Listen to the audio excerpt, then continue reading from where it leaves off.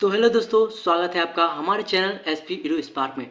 तो दोस्तों, आज के इस लेक्चर में हम कवर करने वाले हैं गोधोली पार्ट 2 का पहला चैप्टर, जो कि श्रम विभाजन और जाति प्रथा है, जिसमें डॉक्टर साहब भीमराव अंबेडकर ने बहुत ही अच्छे से एक निबंध लिखे हैं जाति प्रथा के नाम पर, जिसमें कई ऑब्जेक्टिव क्वेश्चन हैं जो आपके लिए लेकर आया हूँ, जिसमें बोर्ड एग्जाम में आपके लिए काफ़ी लाभदायक होने वाला है। तो चलिए वीडियो स्टार्ट करते हैं। वीडियो स्टार्ट करने से पहले यदि आप हमारे चैनल पर नए हैं तो हमारे चैनल को सब्सक्राइब जरूर कर लीजिए और साथ में बेल आइकन को प्रेस कर नोटिफिकेशन को ऑल कर लीजिए, ताकि बोर्ड एग्जाम से रिलेटेड सभी क्वेश्चनों का नोटिफिकेशन सबसे पहले आपके पास पहुँचे। तो चलिए वीडियो को स्टार्ट करते हैं। तो देखिए यहाँ पहला क्वेश्चन क्या है। पहला क्वेश्चन क्या है,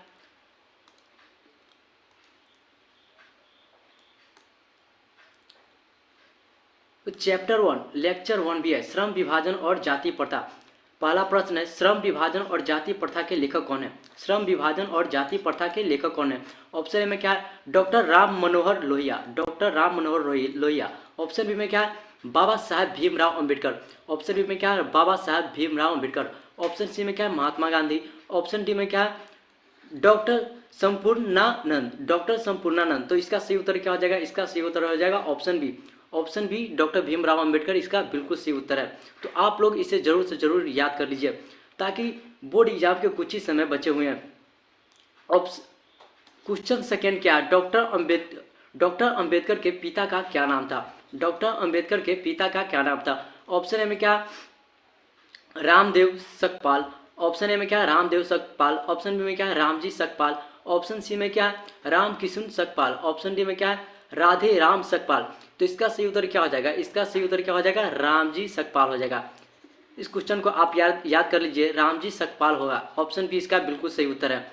तीसरा प्रश्न है, आधुनिक सभ्य समाज कार्य कुशलता के लिए किससे आवश्यक मानता है। आधुनिक सभ्य समाज कार्य कुशलता के लिए किससे आवश्यक मानता है। ऑप्शन ए में क्या है, श्रम विभाजन। ऑप्शन बी में क्या है, धन विभाजन। ऑप्शन सी में क्या है, जन विभाजन। और ऑप्शन डी में क्या है, जाति विभाजन। तो दोस्तों इसका सही उत्तर क्या हो जाएगा, ऑप्शन ए। ऑप्शन ए इसका बिल्कुल सही उत्तर है। तो आप लोग बोर्ड एग्जाम में इसे ही टिक लगाना है, श्रम विभाजन को। 4 नंबर प्रश्न क्या है, देखिए, जाति प्रथा भारत में बेरोजगारी का एक कारण बनी हुई है। जाति प्रथा भारत में बेरोजगारी के लिए एक कारण बनी हुई है, क्या है। ऑप्शन ए में प्रत्यक्ष। ऑप्शन बी में क्या है, प्रमुख। ऑप्शन सी में क्या है, ए और बी दोनों। ऑप्शन सी में क्या है, ए और बी दोनों। और ऑप्शन डी में इनमें से कोई नहीं। ऑप्शन डी में क्या है, इनमें से कोई नहीं। तो दोस्तों इसका सही उत्तर क्या होगा, इसका सही उत्तर हो जाएगा प्रत्यक्ष और प्रमुख दोनों होगा, यानी ऑप्शन सी ए और बी दोनों है। जाति प्रथा बेरोजगार के लिए एक कारण बनी हुई क्या है, प्रत्यक्ष और प्रमुख है। 5 नंबर क्वेश्चन है, 5वां क्वेश्चन क्या है, मूक नायक क्या है। मूक नायक क्या है दोस्तों। ऑप्शन ए में क्या है, अखबार है। ऑप्शन बी में क्या है, पत्रिका है। ऑप्शन सी में क्या है, पुस्तक है। और ऑप्शन डी में क्या है, कहानी संग्रह है। तो इसका सही उत्तर क्या होगा, इसका सही उत्तर हो जाएगा पत्रिका। ऑप्शन बी इसका बिल्कुल सही उत्तर है। ऑप्शन बी इसका बिल्कुल सही उत्तर है। 6 नंबर प्रश्न है, डॉक्टर भीमराव अंबेडकर की मृत्यु कब और कहाँ हुई थी। यहाँ पे पूछा गया है, डॉक्टर भीमराव अंबेडकर का मृत्यु कब और कहाँ हुआ था। तो इसका सही उत्तर क्या हो जाएगा, इसका सही उत्तर होगा 1956 दिल्ली में। इससे याद कर लीजिए, ये ईस्वी वाला है ना, ये बहुत कन्फ्यूजन करता है। कई विद्यार्थी इसे याद करने में कोई भी ऑप्शन में टिक मारकर चलाता है। तो इसमें आपको क्या करना है, 1956 दिल्ली को याद रखना है। ये काफ़ी वीवीआई प्रश्न भी है, इसको आप लोग जल्दी से जल्दी याद कर लीजिए। 7वां प्रश्न क्या है, डॉक्टर भीमराव अंबेडकर का जन्म कब हुआ। यहाँ पे जन्म कब हुआ। ऑप्शन ए में क्या है, 14 अप्रैल 1988। ऑप्शन बी में क्या है, 14 अप्रैल 1989। ऑप्शन सी में क्या है, 14 अप्रैल 1890। ऑप्शन डी में क्या है, 14 अप्रैल 1891 है। ऑप्शन डी में क्या है, 14 अप्रैल 1891। तो इसका सही उत्तर क्या हो जाएगा, इसका सही उत्तर हो जाएगा ऑप्शन डी, 14 अप्रैल 1891 में हुआ था। 14 अप्रैल 1891 में हुआ था। आप लोग इसे जल्द से जल्द याद कर लीजिए, ये काफ़ी वीवीआई प्रश्न है। हिंदी आप लोगों को अभी से ही पढ़ना होगा, ताकि लास्ट समय में आपको मैथ या साइंस के विषय पर आपको ज़्यादा ध्यान देना आवश्यक है। 8वां प्रश्न है, अंबेडकर की दृष्टि में भाईचारों का वास्तविक रूप कैसा होता है। अंबेडकर के दृष्टि में भाईचारों का वास्तविक रूप कैसा होता है? तो ऑप्शन ए में क्या है? दूध और शक्कर के मिश्रण की तरह, दूध और शक्कर के मिश्रण की तरह। ऑप्शन बी में क्या है? दूध और पानी के मिश्रण की तरह। ऑप्शन सी में क्या है? तिल और तंडुल के मिश्रण के तरह। ऑप्शन डी में क्या है? पानी और नमक के मिश्रण के तरह। तो इसका सही उत्तर क्या हो जाएगा? ये काफ़ी कन्फ्यूजन क्वेश्चन है। कई लोग दूध और शक्कर के मिश्रण में टिक लगा के चले आते हैं, तो आपको ये नहीं करना है। दूध और पानी के मिश्रण की तरह होता है। ऑप्शन बी में क्या? दूध और पानी के मिश्रण की तरह। ऑप्शन बी इसका बिल्कुल सही उत्तर है। ऑप्शन बी इसका बिल्कुल सही उत्तर है। तो आपको किस में टिक लगाना है? ऑप्शन बी में टिक लगा के चले आना है। 9 नंबर प्रश्न है, भारतीय संविधान के निर्माण में महत्वपूर्ण भूमिका किसकी है? भारतीय संविधान के निर्माण में महत्वपूर्ण भूमिका किसकी है? ऑप्शन ए में भीमराव अम्बेडकर। ऑप्शन बी में क्या है? ज्योतिबा फूले। ऑप्शन सी में क्या है? राजगोपालचारी। ऑप्शन डी में क्या है? महात्मा गांधी। तो इसका सही उत्तर क्या हो जाएगा? भीमराव अम्बेडकर हो जाएगा। ऑप्शन ए इसका बिल्कुल सही उत्तर है, भीमराव अम्बेडकर हो जाएगा। 10 नंबर प्रश्न क्या है? सभ्य समाज की आवश्यकता है। सभ्य समाज की आवश्यकता किससे है? जाति प्रथा। ऑप्शन बी में क्या है? श्रम विभाज। ऑप्शन सी में क्या है? अणुबम। और ऑप्शन डी में क्या है? दूध और पानी, दूध पानी। सभ्य समाज की आवश्यकता किसे है? तो श्रम विभाजन को है। आपको किस में टिक लगाना है? श्रम विभाजन में टिक लगाना है। कोई भी प्रश्न गलत नहीं होना चाहिए बोर्ड एग्जाम में, क्योंकि अभी 100 में 50 प्रश्न में ही टिक लगाना होता है। जो आपको प्रश्न आए उसमें ही बिल्कुल टिक लगाना है, एकदम कन्फर्म होकर टिक लगाना है।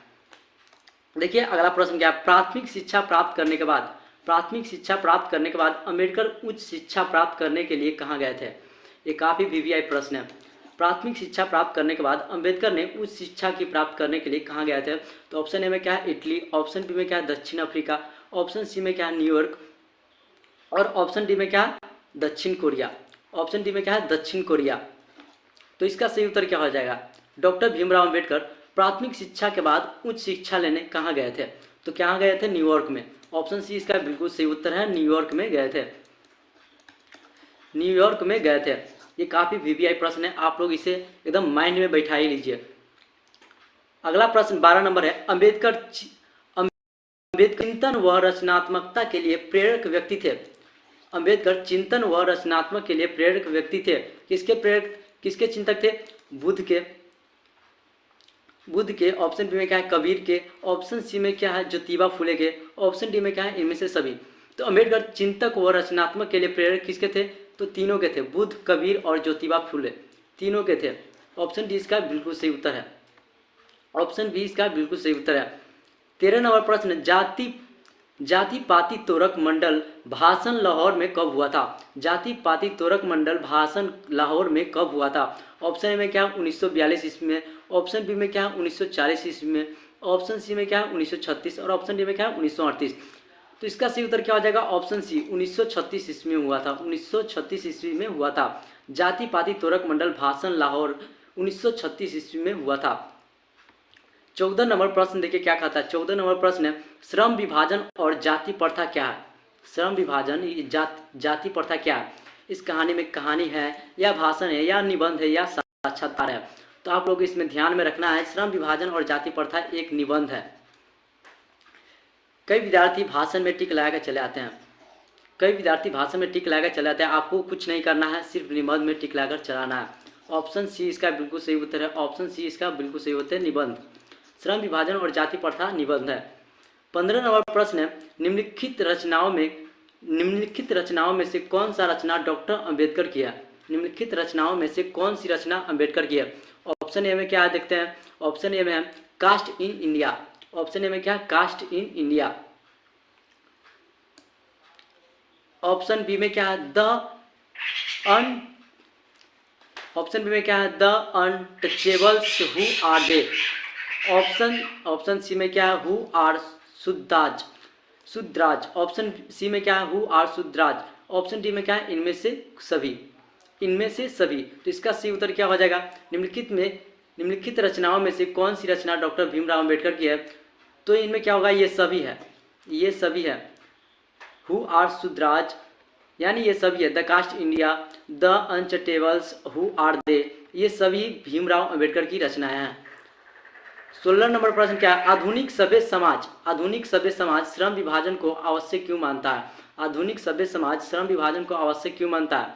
ऑप्शन ए में क्या है? कार्य कुशलता के लिए। ऑप्शन ए में क्या है? कार्य कुशलता के लिए। ऑप्शन बी में क्या है? भाईचारे के लिए। ऑप्शन सी में क्या है? रूढ़िवादिता के लिए। रूढ़िवादिता के लिए। ऑप्शन डी में क्या है? इनमें से कोई नहीं। तो आधुनिक सभ्य समाज श्रम विभाजन को क्यों आवश्यक मानते हैं? क्योंकि कार्य कुशलता, समाज में जाति प्रथा के लिए कोई भेदभाव ना हो, इसलिए कार्य कुशलता के लिए ये प्रमुख है। आधुनिक सभ्य समाज श्रम विभाजन के क्यों आवश्यक है? कार्य कुशलता के लिए। ऑप्शन ए इसका बिल्कुल सही उत्तर है। 17 नंबर प्रश्न क्या कहता है? श्रम विभाजन और जाति प्रथा पाठ बाबा साहब भीमराव अम्बेडकर किस भाषण का संपादित अंश है? ऑप्शन ए में क्या है? The caste in India their mechanism.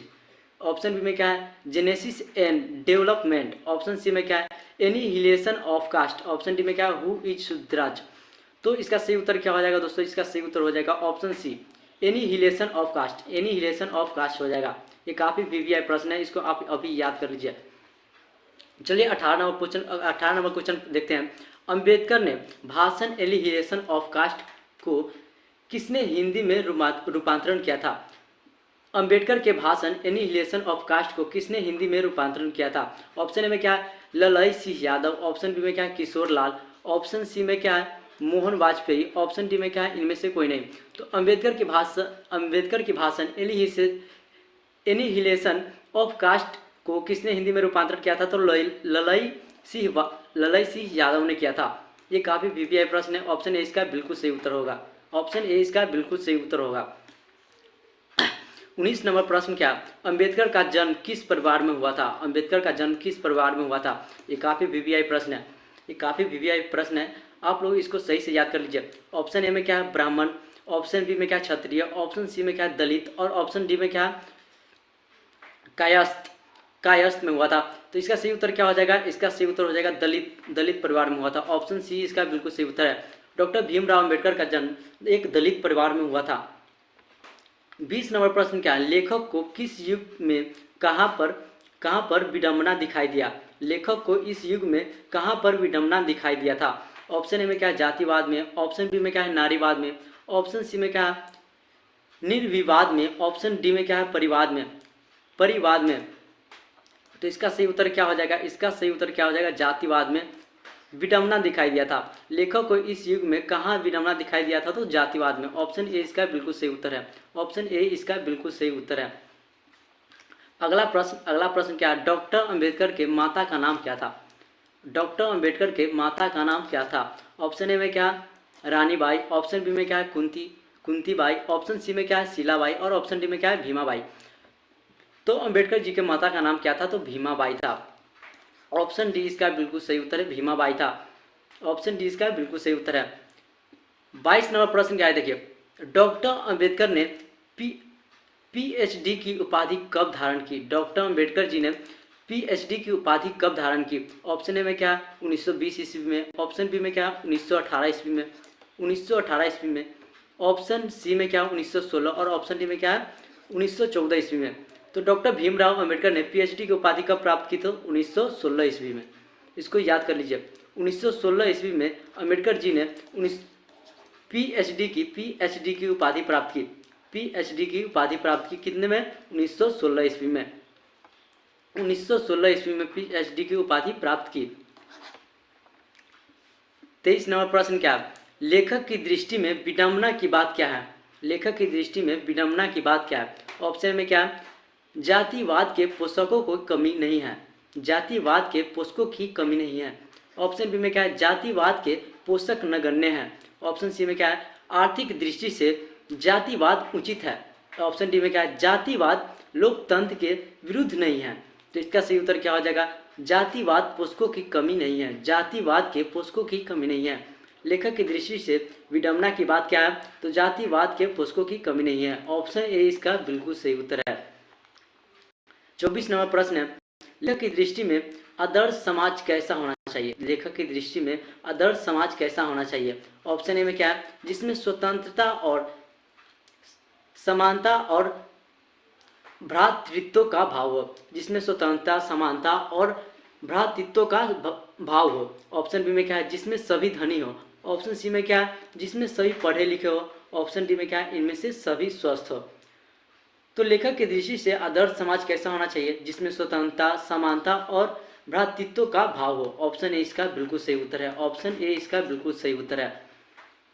25 number प्रश्न है, लेखक बेरोजगारी का प्रमुख और प्रत्यक्ष कारण किसे मानते हैं। लेखक बेरोजगारी का प्रमुख और प्रत्यक्ष कारण किसे मानते हैं। ऑप्शन में क्या है, अशिक्षा को। ऑप्शन बी में क्या है, जनसंख्या को। ऑप्शन बी में है जनसंख्या को। ऑप्शन सी में क्या है, जाति प्रथा को। तो ऑप्शन डी में क्या है, उद्योग धंधों की कमी को। तो लेखक बेरोजगारी का प्रमुख प्रत्यक्ष किसे मानते हैं, तो जाति प्रथा को मानते हैं। जाति प्रथा को मानते हैं। ये काफ़ी वीवीआई प्रश्न है, कई बार बोर्ड एग्जामों में पूछा जा चुका है। तो आप लोग सभी क्वेश्चन को ध्यान से पढ़ें और याद कर लीजिए, ताकि बोर्ड एग्जाम के अभी कुछ ही दिन बचे हुए हैं। तो चलिए अगला प्रश्न देखते हैं। अगला प्रश्न है क्या, 26 नंबर प्रश्न है, the caste in India their mechanism किन की रचना है। The caste in India their mechanism किसकी रचना है। ऑप्शन में क्या है, भीमराव अंबेडकर। ऑप्शन बी में क्या है, राम मनोहर लोहिया। ऑप्शन सी में क्या है, महात्मा गांधी। ऑप्शन डी में क्या है, सुखदेव। तो the caste in India their mechanism किन की रचना है, तो भीमराव अंबेडकर की। भीमराव अंबेडकर की रचना है। The caste in India their mechanism किसकी रचना है, तो भीमराव अंबेडकर की है। इसे आप अभी ही याद कर लीजिए, ताकि आपको कोई दिक्कत ना हो बोर्ड एग्जाम में।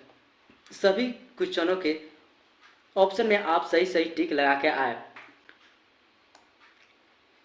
आर्थिक, देखिए यहाँ 27 नंबर क्वेश्चन क्या है, आर्थिक पहलू में, आर्थिक पहलू से जाति प्रथा है। आर्थिक पहलू से जाति प्रथा क्या है।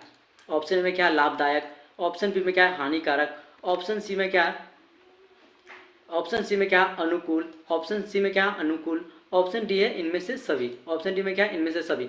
तो आर्थिक पहलू से जाति प्रथा क्या है, जाति प्रथा यानी हानिकारक चीज है। जाति प्रथा, भेदभाव, ये क्या है, हानिकारक चीज है। ना किसी से भेदभाव करना चाहिए जाति प्रथा के नाम पर, ना ही छुआछूत का कुछ भावना रखना चाहिए। अगला प्रश्न क्या, अगला प्रश्न 28 नंबर प्रश्न है। 28 नंबर प्रश्न है, भीमराव अंबेडकर का जन्म कहाँ हुआ था। भीमराव अंबेडकर का जन्म कहाँ हुआ था।